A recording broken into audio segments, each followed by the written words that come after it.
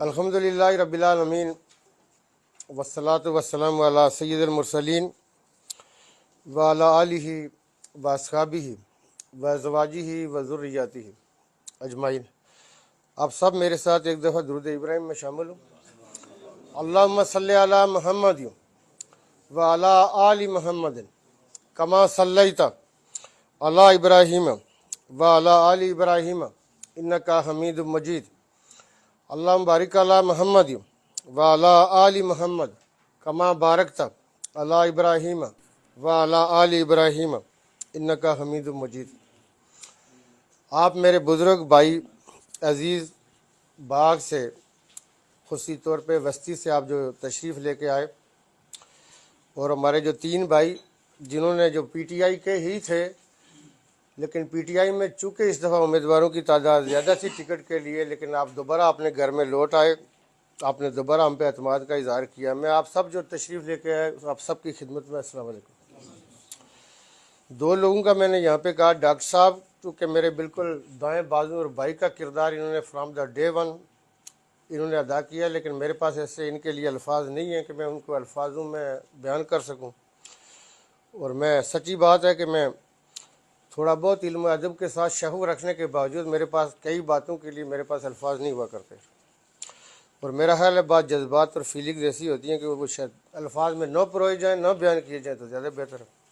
तो मैं डॉक्टर साहब आपका इंतहाई मशकूर और शुक्रगुजार हूँ। आपने हमेशा सक्के भाई से बढ़ के आपने जो हमेशा रोल अदा किए, इसका वक्त आने पे इंशाल्लाह मैं उसका कहीं आपके साथ बैठ के हम बात करेंगे। इसका कोई मैं आपको कोई अजर तो नहीं दे सकता, कि रिवार्ड तो नहीं दे सकता, लेकिन आप वाकई दायां बाजू के तौर पे आपने हमेशा खड़े रहे, और शायद जिस तरह डॉक्टर नवीद और आप थे आपने उसी तरह ही रोल अदा किया। मैं आज दो लोगों का कहा, सरदार मुख्तार खान साहब, मैं ज़ाती तौर पे सरदार मुख्तार खान साहब का दिली तौर पे मैं चूँकि जो चीज़ मैं जिससे इम्प्रेस हो जाऊँ, मैं इनका ज़ाती तौर पे मैं इनको अपना बुज़ुर्ग समझता हूँ और मैं एहतराम करता हूँ। और ये सरमाया है रियासत का, काबिल इफ्तिखार जो लोग होते हैं जिनका माशरों के अंदर मौजूद होना माशरे को फ़ख्र होता है, सरदार मुख्तार खान साहब का उसमें शामिल है ये। और मैं हमेशा मेरी जिन लोगों के साथ दिली ख्वाहिश होती है, मैंने एक दो तकरीरों में कहा कि वो शोटाला या शैटाला के नाम से एक दरख्त का था, लेकिन मुझे किसी ने उसकी वजह तस्मिया नहीं बयान की थी। एक दिन सरदार साहब और मैं एक ही गाड़ी में थे, इन्होंने कहा जी इसका आपको पता है? मैंने कहा नहीं। इन्होंने कहा जी ये सोटाल के नाम से, और ये दरख्त तकरीबन 500 साल पुराना है। इसी तरह का तुर्की में एक जगह बुरसा, वहाँ पे एक 700 साल पुराना दरख्त है और उसमें लोग जाते हैं, टूरिस्ट प्लेस है। तो सरदार मुख्तार खान साहब का आज़ाद कश्मीर में कानून के हवाले से, एहतसाब के हवाले से भी जिस तरह ये अभी फरमा रहे थे, और दूसरा सरदार फयाज खान साहब है, ये चूँकि दोनों सुदन ट्राइब से, लेकिन चूँकि हमारी बनती या इनसे है या नार्मों से है, तो वो सरदार फयाज साहब चूँकि खड़े हो गए, उसको बहुत सारे लोगों ने बात की। मैंने कहा, कई लोगों ने आके कहा, मैंने कहा मैं इंसान को परखने में मुझसे गलती नहीं होती, ये बंदा अंदर बाहर से एक जैसा होता है, ये कुछ भी कर जाएगा, ये पीछे नहीं हटेगा। यानी बहुत कम हमें मिले, पिछली दफ़ा आए थोड़ा सा इनको शिकवा भी था, चूँकि किसी ने बाहर जाके कोई ऐसी बात की कि ख़ास लोगों को अंदर बुलाया गया। बहुत दफ़ा मैं इनका पूछता रहता हूँ कि ये किधर था, ये लोग तशरीफ़ यहाँ लेके आए आप लोग। और जो हमारे तीन साथी आप लोग, कुद्दूस साहब, आसिफ साहब और पीर गुलाम शाह साहब, आप लोग हमारे साथ वापस अतमाद का इज़हार कर रहे हैं, मैं आपका मशकूर हूँ। आज़ाद कश्मीर के अंदर जो आपने मेरे लिए कहा, डॉक्टर साहब की सीट फंसी हुई थी, हालांकि ये बड़ी श्योर शार्ट सीट थी, लेकिन कई जगहों पे लांझे खड़े किए। डॉक्टर बशीर साहब हूँ, हफीज़ साहब हूँ, मुझे पता था कि ये जीती हुई सीट है। अब बहुत सारी इनकी जब टिकट का हो रहा था, बहुत सारे लोगों ने बात की कि हफीज़ साहब को एडजस्टमेंट मिल गई है, उधर मिल गई है, इधर मिल गया। मैंने कहा बात लोग खुद टिकट के फैसले करते हैं, घर के लोग हैं, मैं उसमें क्या बोल सकता हूँ। अब देखें, मैंने परसों एक प्रेस टॉक की थी जिसमें मैंने कुछ चीज़ें बयान की। सरदार बशीर साहब सामने बैठे, लेकिन मैं ज़ाती तौर पे चूँकि इनके साथ बहुत एहतराम का रिश्ता, ये बहुत नाइस आदमी है। वहाँ पे दूसरे लोगों ने भी मेरे पोस्टर भी लगाए हुए थे अपने उस कैंपेन के अंदर, इमरान खान साहब के भी लगाए थे, चेयरमैन तहरीक इंसाफ के। लेकिन हमने एक ही बात की कि सरदार बशीर साहब ही हमारे कैंडिडेट, और इनकी कमिटमेंट किसी भी, मैं ये समझता हूँ कि किसी भी शक व शुबे से बालातरी अटल आदमी है, खरे आदमी है। तो मैंने कहा भाई बात यह है कि एक जिनको हमने ऑन किया वही, और इनकी सीट जीती हुई सीट। आप ये देखें कि उन सब में जिनके लोगों के बारे में लोगों ने कहा कि उसकी पोजीशन ये है, उसकी पोजीशन, वो सारा रिजल्ट सामने आ गया। इनकी सीट और नडियोला की हमारी जो सीट बिल्कुल सामने श्योर शार्ट जीती हुई है। इसलिए मैंने परसों प्रेस टॉक के अंदर ये बात रखी, अगर आप लोग देखेंगे। बुनियादी तौर पे हम 21 का जब जनरल इलेक्शन लड़ रहे थे तो उस वक्त भी हमें ये था कि हम अपोजिशन के अंदर हैं और इलेक्शन कमीशन का कोई रवैया तरीक़ाकार को मुनासिब न था। इस दफ़ा भी इलेक्शन कमीशन के हवाले से बहुत सारे उनके काम हमने किए। इसमें अगरचा ये जो ताज है, ये पग, कई पगों को इसमें मैं ये समझता हूँ कि कोशिशें हमारी इसके अंदर बहुत ज़्यादा थी।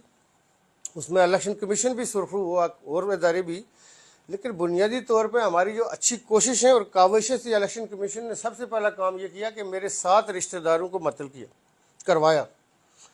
अब वज़ीर आज़म जो बैठा होता है और फिर वज़ीर आज़म को भी through principal secretary, through commissioner Muzaffarabad कहीं ना कहीं से एंगेजमेंट। आप ये देखिए कि डिस्ट्रिक्ट झेलम वैली में हमने अयादा किया कि हम वहाँ जाएंगे, उसके नतीजे में कि जी इनको नहीं आना चाहिए, झेलम वैली में ये आए तो कोई दंगा फसाद होगा, कोई लॉ एंड ऑर्डर की सिचुएशन पैदा होगी। मैं न सिर्फ वहाँ पे गया बल्कि बहुत लाइटर मूड में, चूँकि मेरा उनके साथ भाइयों वाला तल्लक है। मैंने राजा फारूक अदर खान साहब के हवाले से कहा, मैंने कहा राज साहब को कब आके पकौड़े, तो हम तो आपके इलाके में आए, चूँकि जनरल इलेक्शन में भी जब हम वहाँ पे गए तो हम पे हमला किया गया, हम पे फायरिंग की गई, हम पे टमाटर और पत्थर मारे गए और डंडे मारे गए हमारी गाड़ियों के ऊपर।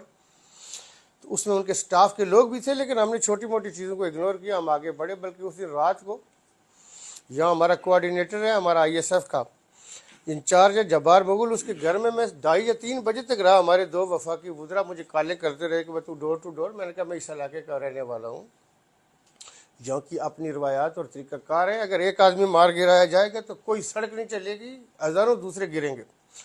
तो मैंने कहा अगर सियासत कर रहे हैं तो हम डर के नहीं कर सकते। लेकिन मुझे दुख ये था कि हमारे वफाकी वुज़रा के हवाले से कि नहीं होना चाहिए। तो मैं लोकल आदमियों को ऐसी बात है, मैं जब यहाँ PC में आया सुबह 3 बजे के टाइम पे, उस वक्त भी हमारी ये ख्वाजा फारूक साहब हमारे भाई जो हैं मिनिस्टर हैं, इनके हवाले से हमारी मीटिंग चल रही थी और उस वक्त भी हमने PC में कुछ शमूलियतें करवाई। एक बल्कि हमारे यहाँ लोकल मकसूद अवान साहब हैं, मुजफ्फराबाद की कम्यूनिटी में बड़े मतलब नुमाया आदमी हैं, उनके भाई यहाँ पे बार काउंसिल के सेक्रेटरी हैं शौकत अवान साहब, तो मकसूद अवान साहब की शमूलियत करवाई। और 2 और शमूलियतें थी, ट्रेडर्स बुलाए हुए थे।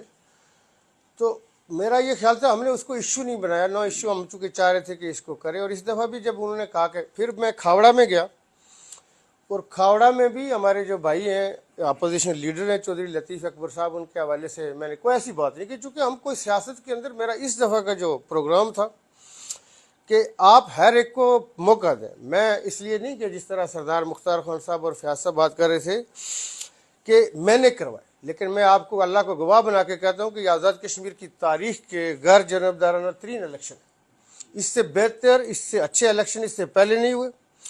ना कोई छुरी, ना चाकू, ना उस लेवल का कोई सीरियस डंडा। आज़ाद कश्मीर के बल्दियाती इलेक्शन हमेशा जंग व जदल, कत्ल व गारत से इबारत है। हमारे कैबिनेट मेंबर, हमारे कोलीग हैं चौधरी रफ़ीक नज़ीर साहब, 87 के इलेक्शन में उनकी फैमिली के 4 लोग इस दुनिया से गए, उनकी शादियाँ हुई। ये हमारी झेलम वैली के अंदर एक UC है जिसमें 91 में 1 महीना कर्फ्यू रहा था। बहुत सारी मिसालें मैं देना चाहता हूँ, लेकिन उन पुराने ज़ख्मों को उखाड़ना, हमारे पुंछ के अंदर ऐसे यूनियन काउंसिल और ऐसे इलाके मौजूद हैं कि आर्मी आती रही, इंटरवीन करती थी और लॉ एंड ऑर्डर की सिचुएशन पैदा होती। लेकिन आप ये देखिए कि इसमें ठीक है हमारा अपना रोल था, मेरे खिलाफ साजिशें थी कि इस प्राइम मिनिस्टर को डिग्रेड करना है, डिसग्रेस होगा, लॉ एंड ऑर्डर होगा। तो मैंने हमेशा ये कहा था कि अगर पहले ये होता था तो अब ना करना। और उन्हें शुक्र है कि उन्होंने मेरी बात सुनी भी और उस पर अमल भी किया, वरना मैंने जो कहा हुआ था मैं कर गुजरता हूँ। मैं कभी पीछे नहीं हटता हूँ, ये मेरा अपना मजाज है। चूँकि जो चीज़ अच्छी है वो मेरे लिए भी अच्छी है, दूसरे के लिए जो सही नहीं है, मैं लॉ एंड ऑर्डर किसी को इजाज़त नहीं दे सकता कि हाथ में ले। लेकिन मैं आज़ाद कश्मीर की आवाम, वो किसी पार्टी से ताल्लुक़ रखती, वो जिस पार्टी के वर्कर हैं, जिस पार्टी के साथ एसोसिएटेड है नज़रियाती तौर पर, वो मेरे सलूट और सलाम के मुस्तहिक है। उसमें पाकिस्तान तहरीक इंसाफ के लोग यकीनी तौर पे हैं। ये तो मेरे सलूट और सलाम के मुस्तहिक हैं ही आप लोग, या जो भी पाकिस्तान तहरीक का इंसाफ का कारकुन जिस जगह पे मौजूद है, वो अहदेदार है या वो सिर्फ कारकुन है। क्योंकि जब हुकूमतों में आप लोग होते हैं और आपको पता है कि डिस्ट्रिक्ट एडमिनिस्ट्रेशन आपका कुछ नहीं बिगाड़ सकती, वो आपके बात मानेगी। आप इसलिए कानून को हाथ में लेते हैं, दूसरों को मतून करते हैं, दूसरों पर तबर्रे करते हैं और दूसरों के लिए जीना महाल करते हैं। लेकिन आपने यकीनी तौर पर जमहूरियत और सियासत का, मैं ये समझता हूँ कि अलम ऊंचा किया, इसकी कदरों को, इसकी रवायात को फ़रोग़ दिया। लेकिन पाकिस्तान पीपल्स पार्टी हो, पाकिस्तान मुस्लिम लीग नून हो, मुस्लिम कॉन्फ्रेंस हो, जम्मू कश्मीर हो, JUI हो, या कुछ हमारे सब नेशनलिस्ट नज़रियात के हामी लोग भी इसके अंदर हिस्सा ले रहे थे। हमने कहा वो कश्मीरी हैं और हम उनको पाकिस्तानी समझते। ये कोई बात नहीं, घरों के इख्तलाफ होते हैं, लेकिन आए हिस्सा लें। अगर आपको लोग वोट दे रहे हैं तो ठीक है, फबिया, हमें कोई ऐसी बात नहीं। और सब ने, मैंने ये देखा कि चूँकि जब आपके वज़ीर-ए-आज़म के साथ मंगला पावर हो, उसमें ऐसे रवैये का इख्तियार किया गया, तो वो किसी भी नज़रिए का हामी था, वो रियासत की गैरत के लिए खड़ा हुआ। चूँकि मैं ये समझता हूँ कि हम पाकिस्तान की बुनियादी रियासत, पाकिस्तान मस्जिद इलाही है, पाकिस्तान के ऊपर कोई कंप्रोमाइज़ नहीं है। मैंने जो वहाँ पे बात की वो इस हवाले से की कि कश्मीरियों को एक ये चीज़ समझी जा रही थी कि उनकी कोई हैसियत नहीं, और वो वहाँ पे खड़े होकर मंगला में जो ये कर रहे थे कि सबको बिजली दे रहे हैं, दासू को 10 मेगावाट दे रहे हैं, कश्मीरियों का जिक्र तक नहीं है। शुक्रिया अदा किया तो दुनिया जहान का किया, नहीं किया तो कश्मीरियों का तो फॉर ग्रांटेड ना होना चाहिए। जो कि मुल्क की मजबूती, मुल्क की सलामती, मुल्क के इस्तेकाम के ऊपर कोई कंप्रोमाइज़ नहीं। हमसे बड़ा कोई पाकिस्तानी नहीं है, हम तकमील पाकिस्तान की जंग लड़ रहे। हम पाकिस्तान के लिए किसी भी कुर्बानी से दरेग नहीं करेंगे। अगर पाकिस्तान के ऊपर कोई ऐसा वाक़या खुदा न करे कि हमारे मुल्क के ऊपर कोई ऐसा टाइम आए, हम अपनी मुसल्लह अफवाज के आगे चलना जानते हैं, हम उससे आगे चलेंगे, हम मुल्क के लिए पहली गोली खाएंगे। मैं आपको बताऊं कि 24 करोड़ को मैं मुजाहिदीन कहता रहता हूँ, और वो आपने देखा कि पूरे मुल्क से, कराची से, कोयटा से, फैसलाबाद से, साहिवाल से लोगों ने हमारे हक में आवाज़ उठाई। उन्होंने कहा कि कोई कारोबार पे ज़ाती अटैक नहीं होना चाहिए साहब, वज़ीर-ए-आज़म आज़ाद कश्मीर हमारा अपना आदमी है। उन्होंने कहा जी हमारा शहरी है, हमारी रियासत का वज़ीर-ए-आज़म है। तो ये अगर आपके लिए साहिवाल से आवाज़ आ रही थी, ये मुल्क है, तो मुल्क के अंदर मुख्तलिफ इकाइयों को मुख्तलिफ नाम दिए जाते। आपके बस्ती के हवाले से हूँ, शर्की हो, गरबी हो, बाग में मुमकिन है कुछ चीज़ें हो रही होंगी, कुछ आगे होंगी, लेकिन मैं सरदार मुख्तार खान साहब एहतसाब की बात कर रहे थे। आप यकीन माने कि ये जो रोज़ाना तहरीक अदम एतबार, कोई नया ड्रामा, कोई नया शोशा आज़ाद कश्मीर के अंदर आपको काम ही नहीं करने दिया जा रहा। इसके बावजूद जो अब तक जिस चीज़ के लिए जो रियासत की डायरेक्शन हो सकती थी, जहाँ पे हम इसको ले आए, ये यकीन माने कि ये लोग 20 सालों के साथ काबिल जायज़ा करेंगे, नहीं कर सके। आज से आपका अगर कई जगह पे कंप्लेन होती है, सरकार ने इसका प्रॉपर इसका नोटिफाई कर दिया है कि 75 साल अबव कोई भी शहरी होगा, वो मेल है या फीमेल, उसके अकाउंट में डायरेक्ट पेंशन ट्रांसफ़र होगी। चूँकि हमारे यहाँ आज़ाद कश्मीर में चूँकि दूर अफ्तादा इलाके हैं, बाद जगहों पे ऑफ रोड एरियाज़, वरना मेरा ये ख्याल था कि उनके घरों तक पहुँचाई जाए। लेकिन आइंदा आने वाले दिनों में अगर कोई समझेगा कि हर जगह पे अगर ये जिस तरह इजी मनी ट्रांसफ़र कोई ऐसा मैकेनिज़्म है, मैंने ये कहा हुआ कि शहरियों को, और जो स्पेशली बुजुर्ग शहरी हैं कि 65 साल से ऊपर है, उनको किसी सरकारी दफ्तर में जाने की ज़रूरत नहीं। कोई जायदाद है, इंतकाल है, रजिस्ट्री है, कोई चीज़ है, कोई हिबा करना चाहते हैं, कुछ करना चाहते हैं, तो महकमे का काम है कि उनके घरों में जाए। ये बाइज़्ज़त और सिविलाइज कौमों के यहाँ ये आपका एक स्टेप नहीं है, 20 स्टेप है। लेकिन अब आपने चूँकि इलेक्शन के अंदर आप हिस्सा लेके आए हैं, बल्दियती इलेक्शन में आप लोग हो गए, लेकिन अब हर यूनियन काउंसिल से हमने 5 बंदे मांगे कि जिनको आप देंगे जो वज़ीर-ए-आज़म मॉनिटरिंग टीम के तौर पे काम करेंगे। जो अब तक हमने स्टेप उठाए हैं, डायरेक्टिव जारी किए, उस हवाले से वो उसका हमारा वाचडॉग के तौर पे, वो मॉनिटरिंग टीमों के तौर पे काम करेंगे। इसके साथ हमने कुछ स्पेशलिटीज़ हैं जिसको पहले भी हमने एक बयान में कहा, जिसको अभी फिर सदाम ने वो करना है कि जिसमें हम ज़ाफ़रान है, आपके देखें ये ज़ाफ़रान तोले में बिकती है, या सोना तोले में बिकता है, या सिल्वर तोले में बिकता है। तो ज़ाफ़रान तोले के हिसाब से बिकती है। ये आपकी ऐसी फॉरेन एक्सचेंज आपको दे सकती है कि कैश क्रॉप और आज़ाद कश्मीर के अंदर इसका इंतहाई पोटेंशियल मौजूद है। आपके आज़ाद कश्मीर में ये जितने भी काउंटी के इलाके हैं, इसमें मैंगो, जैतून और अनार का बहुत पोटेंशियल मौजूद है। आज़ाद कश्मीर के अंदर जो अंगूर है, चूँकि मैंने तुर्की और बहुत सारे स्कैंडिनेवियन कंट्रीज़ और बहुत सारी ऐसी जगह देखी है जो हमारे जैसा मिलता जुलता क्लाइमेट है, ये हम इसकी स्पेशलिटीज़ के अलग अलग, हम इंडस्ट्रियलाइजेशन से नहीं, आपकी वहाँ पे हमारी सैयदा नाइला गर्ददी है बाग से, ख़वातीन की एम्पावरमेंट के हवाले से अभी हमने उसको 2 ज़िले दिए हुए हैं, बाग और रावलाकोट। मुमकिन है बाद में हम रावलाकोट में कोई होल गए, लेकिन अभी वो दोनों अजला को देख रही है। कल हमने पहला यहाँ पे अपना ख़वातीन के हवाले से मुजफ्फराबाद में एक सेंटर का जस्ट स्टार्ट लिया है।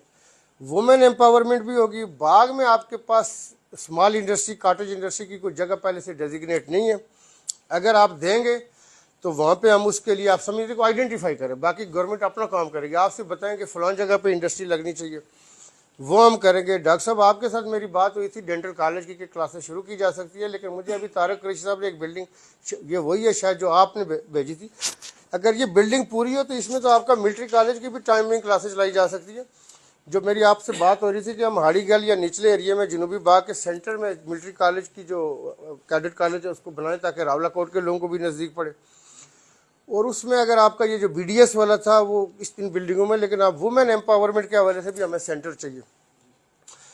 बाग में मैं ये समझता हूँ कि चूँकि पुराने लोगों को आपने भी देखा हुआ था, मैंने भी देखा था, वो आपके भी अजीज़ थे, मेरे भी अजीज़ थे, तो हम उनके बारे में कोई ऐसी बात नहीं करते। लेकिन ये है कि काम जो है बाग में अल्लाह ताला ने आपकी सरजमीन को, ये शोदा की, गाजियों की, गैयरों की धरती है, और इसका वो हक इसको नहीं मिल रहा था जिस तरह मिलना चाहिए था। लेकिन अब इंशाअल्लाह ताला ये चीज़ें जो पुरानी चीज़ें थी, सियासी महरूमी हो या कोई और ऐसी तामीर हो, तरक्की या एम्प्लॉयमेंट के हवाले से, उसका हम अज़ला करेंगे। जो नहीं कर सके या अभी भी मैं ये समझता हूँ कि कलमा खैर कहने से भी आ रही हैं, उनके लिए हिदायत की दुआ की जा सकती है। इसके साथ मैं ये समझता हूँ कि जो आप 32 सालों बाद आप आए, ये मेरा कोई एहसान नहीं आपका, ये आपका हक था। हाँ, तारीख इस हवाले से ज़रूर याद रखेगी कि मैं आपके लिए खड़ा हूँ। मैंने हुकूमत का रिस्क लिया, उन्होंने कहा जी हुकूमत चाहिए बल्दियाती इलेक्शन, मैंने कहा बल्दियाती इलेक्शन, मेरे पास उसी दिन गरबी बाग का यहाँ डेलीगेशन था, मैंने उनको कहा, मैंने कहा ये पोजीशन है, उन्होंने कहा जी आप अपनी हुकूमत बचाएं, बल्दियाती इलेक्शन हो जाएंगे। मैंने कहा नहीं, अगर इस वजह से हुकूमत जाती है तो हुकूमत जाने वाली हुकूमतों को कौन रोकता है, जाती रहती है फिर आती है, कोई बात नहीं।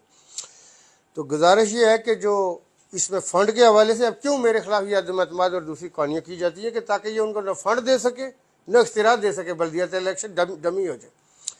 दूसरा, आज़ाद कश्मीर के अंदर गैर रवायती तरीक़ों से जो हम आपके लिए बात कर रहे हैं, हमारा मौक़िफ़ सिर्फ यहाँ पे नहीं, आप मकबूजा कश्मीर के हवाले से जो हमारे तकमील पाकिस्तान की जंग हो रही है, आप उस हवाले से देखें कि मैंने जो मौक़िफ़ रखा है। अमेरिकन एम्बेसडर आपके यहाँ पे आके उसने आज़ाद कश्मीर को पहली दफ़ा आज़ाद कश्मीर का, हिंदुस्तान के सारे प्रेशर के बावजूद उन्होंने ये लफ्ज़ वापस लेने से इनकार कर दिया। आपकी यूरोपियन यूनियन यहाँ पे है, OIC के सेक्रेटरी जनरल के सामने हमने जब उसके सामने मैंने बात की तो आप यकीन माने कि हमारे बहुत सारे लोग, उसके हमारे कैबिनेट के लोग, हमारे ब्यूरोक्रेसी के लोग मौजूद थे। आपका वो सीन दीदनी था कि उन्होंने कहा जी हम हर मुमकिन, मैंने कहा हिंदुस्तान के ऊपर कारोबारी प्रेशर बढ़ाएं, उसको दबाव में लाएं। मैंने कहा कि वो मजबूत से मजबूत तर होता जा रहा है। सालत माब सल्लल्लाहु अलैहि वसल्लम ने कहा था कि तमाम मुसलमान एक जिस्म की मानते और एक जिस्म के किसी एक हिस्से में तकलीफ हो तो वो सो नहीं सकते। तो मैंने कहा कश्मीरियों की तकलीफ किसी को महसूस नहीं हो रही, कोई मुसलमान नहीं है कोई देख सके कि ये कश्मीरियों के साथ क्या हो रहा है। कश्मीरियों का कसूर सिर्फ ये है कि ला इलाहा इल्लल्लाह मोहम्मद रसूलुल्लाह, दुनिया की हर जगह पे रेफरेंडम हो सकता है, हर जगह पे उनको इख्तियार मिल सकता है, तो कश्मीरियों का क्या गुनाह है। तो उसका उन पर असर हुआ। पहली दफ़ा आपकी 75 साल तारीख में OIC के सेक्रेटरी जनरल जफराबाद आए। तो ये कोई एक ऐसी चीज़ नहीं है कि जो हो रही है, ये इससे पहले तारीख में ये चीज़ें नहीं हुई। हम चूँकि ना झूठ या दावे करते हैं, चूँकि प्रैक्टिकल कर रहे हैं, इसलिए बहुत सारी चीज़ें पहले क्यों नहीं हुआ। OIC के सेक्रेटरी जनरल यहाँ पे आए। मैं ये समझता हूँ कि आपके साथ अल्लाह पाक उसकी लाज रख रहा है, उसका बरम रख रहा है, ये उसकी ज़ात की करम नवाजी है। तो मैं बुनियादी तौर पे आपके साथ ये एहतसाब के हवाले से आप कह रहे हैं, दूसरी बहुत सारी चीज़ों में हमें आप लोगों की रहनुमाई चाहिए, आपकी सपोर्ट चाहिए। बल्दियाती इलेक्शन के इख्तियारात पे ये जो डाका मारे, इसको बिल्कुल आप लोग क्लास लिया करें, इनको पूछा करें कि कमबख्त तो तुम लोगों ने इस रियासत पे क्या किया, इस पर बोझ ही हो, इसकी ज़मीन पे इतना बोझ न डालो कि ये ना उठा सके, उतना ही करो कि ये उठा सके। अब रियासत में इनफ इज़ इनफ हो चुका है। तो ये मेरी गुजारिश थी, आपको इनकन्वीनियंस हुई मेरी वजह से, लेकिन हमारे एक, मैं आपको बताऊं कि चौमुखी कितनी लड़ाइयाँ लड़ी जा सकती, कितने मार्च किए जा सकते, कोई बंदा नहीं, हर दूसरा बंदा यहाँ प्लाट करके रख देते हैं, कोई इधर प्लाट किया हुआ है, किसी को इधर कुछ किया हुआ है। लेकिन मैं सिर्फ अल्लाह ताला की उस करमनवाजी की वजह से खड़ा हूँ और ये सारे माजों पर लड़ रहा हूँ। अदरवाइज कोई कसर नहीं छोड़ी गई है कि कुछ होती है जो इंसानी बसात और एक जगह पे आके इंसान एंड कर जाता है, यहाँ तक ले आए। तो इंशाअल्लाह ताला आप ये देखेंगे कि जब तक ये सांसें हैं, जब तक ये सीटों के ऊपर हैं या नहीं है, आपकी आवाज़ रहेंगे और आपका शिमला, पाकिस्तान का शिमला, कश्मीर की गैरत और इज़्ज़त पे कोई कंप्रोमाइज़ नहीं है। और जो लोग ये समझते हैं कि आज़ाद कश्मीर के अंदर वो सरदार तनवीर की या आप, ये आपकी हुकूमत है कि उसको टॉपल करेंगे, मैंने उनको एक ही कहा कि आज़ाद कश्मीर को मैदान कारजार न बनाओ, न सोचो। आज़ाद कश्मीर नहीं चलेगा और न आपको ऐसी बदमाशी करने देंगे, क्योंकि हमारा मैंडेट है। आपने अपनी हुकूमतों के टाइम पूरे किए थे, आज हमारा मैंडेट है, हम पूरा करेंगे। 4-5 साल तक इंशाअल्लाह ये रियासत 90 से 95% फलाई रियासत होगी, उसके बाद अवाम का इख्तियार है कि वो किसको मैंडेट देते। लेकिन अगर किसी ने बीच में आके लुच तलने की कोशिश की, टापल करने की कोशिश की, आज़ाद कश्मीर मैदान कारजार है, लोग हमारी तारीख से वाकिफ़ है।